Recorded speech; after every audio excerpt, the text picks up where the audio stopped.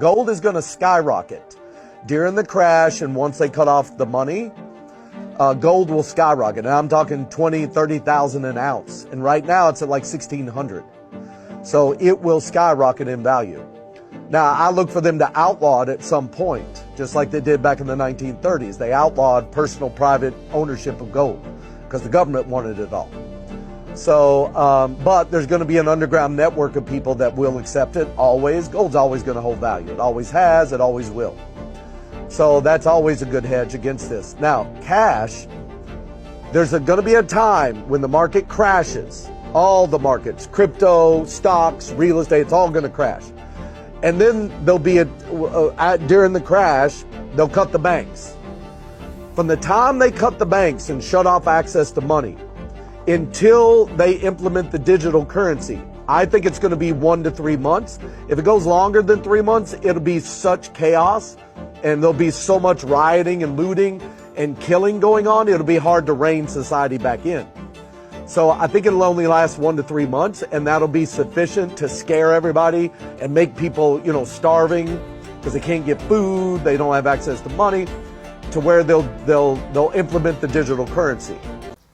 Shalom, Israel. First and foremost, I would like to give all praises, honor, and glory to Yahweh, Bahashem, Yahweh Shai, Bahashem, Rakah, Kodash, and a sincere salutations to the hopeful elect, and also a healthy shalom to the few Akwath who are listening and learning. Lord's willing, this lesson be edifying. So as we continue to be on the brink of this worldwide purge, with the epicenter being America, Babylon the Great, all these events are leading up to one thing, and that is the hour of temptation. So my first precept is going to be Revelation chapter 3 and verse 10. It reads, "Because thou hast kept the word of my patience, I also will keep thee from the hour of temptation, which shall come upon all the world to try them that dwell upon the earth." Now let's grab this also in the NLT. Revelation chapter 3 and verse 10, it reads, because you have obeyed my command to persevere. Now let's get the antonym of the word persevere. Persevere, to persist in what one has undertaken, to pursue steadily the design or course. Now, what is the hopeful elect pursuing steadily? All right, the course of the straight gate. All right, simple as that. This is Matthew chapter 7 and verse 13. "Enter ye into the straight gate." And that's straight, STRAIT, a degree of difficulty. All right.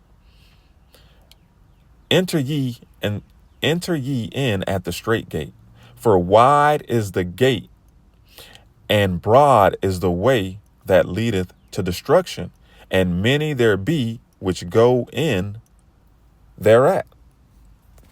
Matthew 7 and 14.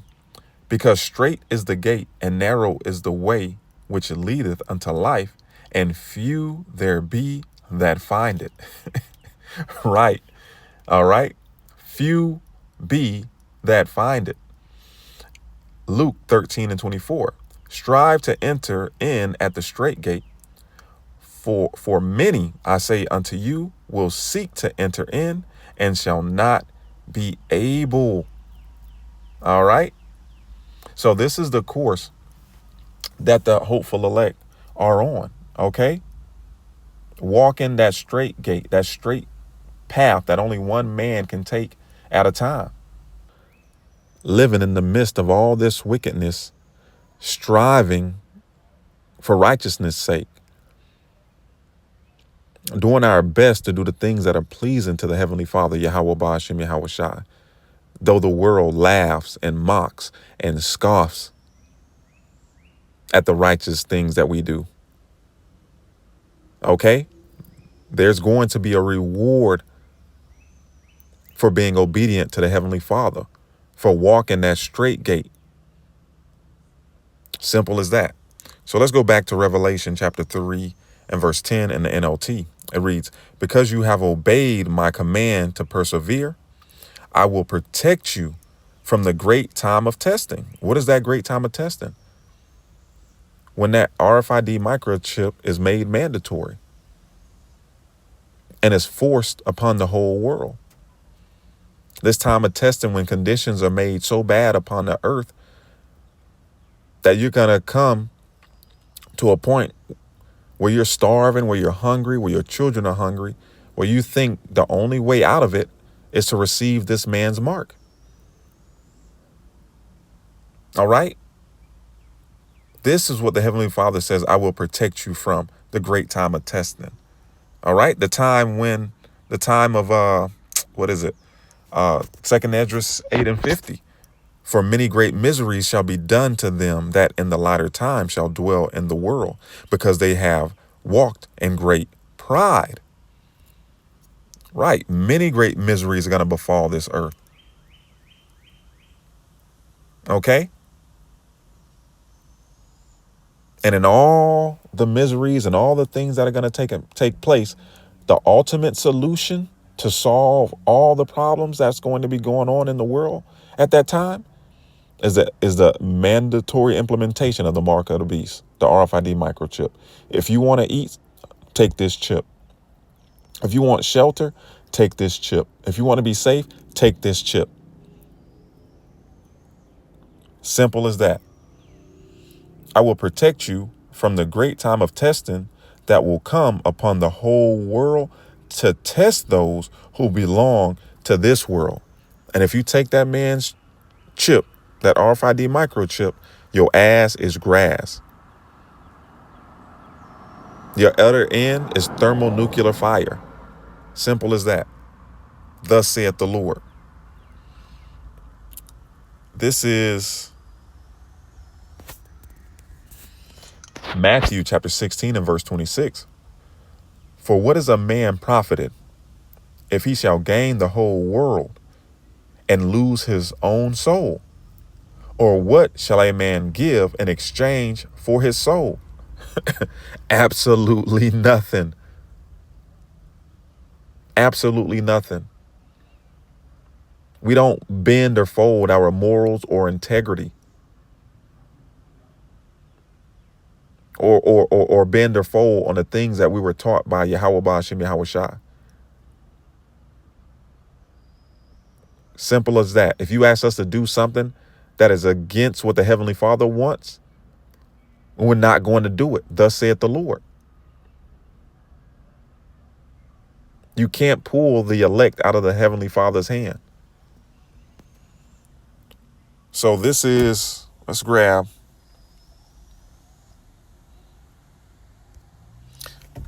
Second Esdras chapter 15 and verse 1.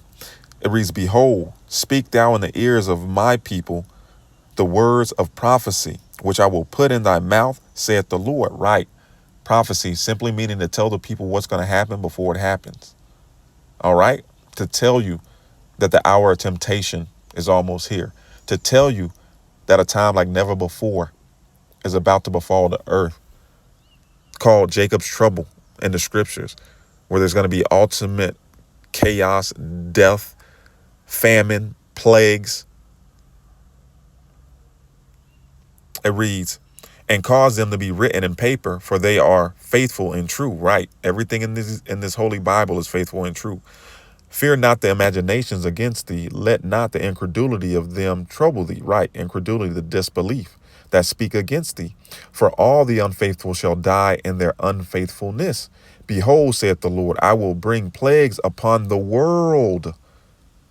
The sword, famine, death, and destruction. He's going to bring these plagues upon the world. And that's why I say you continue to see more unprecedented things. You just had a power outage in Spain and Portugal. All right. And they gave you some type of cockamamie excuse. No, this is all testing for what's to come. This is all testings for Dago night, for the purge. When all power is out. And when there's no water coming out of your water faucets. When there's no food in the grocery stores. All right. These are the things that the Heavenly Father has warned us about from the beginning. All right. Matter of fact, let's jump down to 2 Ezra 15 and verse 14. Woe to the world and them that dwell therein, for the sword and the destruction draweth nigh, and one people shall stand to fight against another, and swords in their hands, for there shall be sedition among men, and invading one another.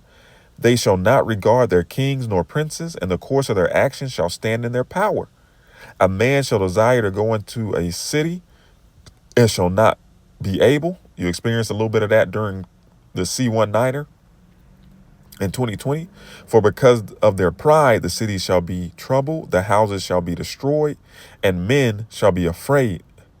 And a man shall have no pity upon his neighbor, but shall destroy their houses with the sword, Zakar'Yah, and spoil their goods because of the lack of bread and for great tribulation.